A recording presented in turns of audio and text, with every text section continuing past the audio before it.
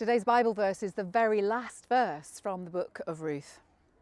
Then Naomi took the child in her arms and cared for him.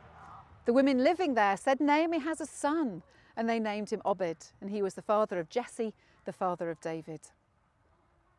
Not everyone remembers that the book of Ruth ends with the birth of a baby, but it does.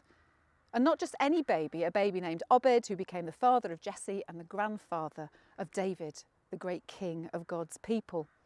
And 14 generations after David, Jesus himself was born, a descendant of Ruth. So Ruth, despite the traumas of her life, despite finding herself and her mother-in-law both widowed and destitute in a foreign land, eventually finds herself safely back in Bethlehem. Ruth marries a relative of Naomi's and a son is born, restoring the family line and creating one more link in the genealogy of Jesus himself.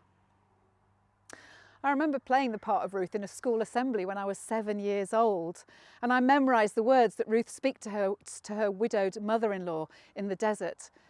"Your people will be my people, your God will be my God. Where you go, I will go, and nothing but death will part me from you." It changed me. I couldn't understand the words at the time, of course, but something of the spirit in Ruth somehow has accompanied me ever since, and I like to think it's been with me when I've had big decisions to make ever since.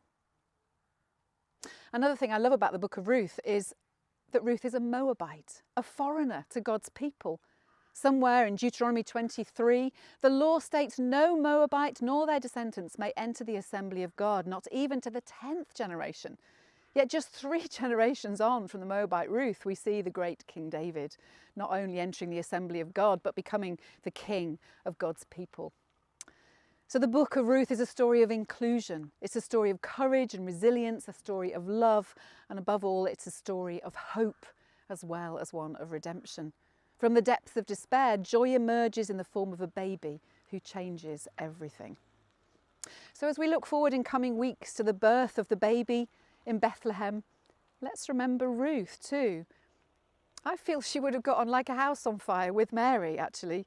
I'm certain Ruth was looking down from heaven and praying for Mary as she travelled to Bethlehem, saying, "You can do this, you can do it. I've trodden this path before you."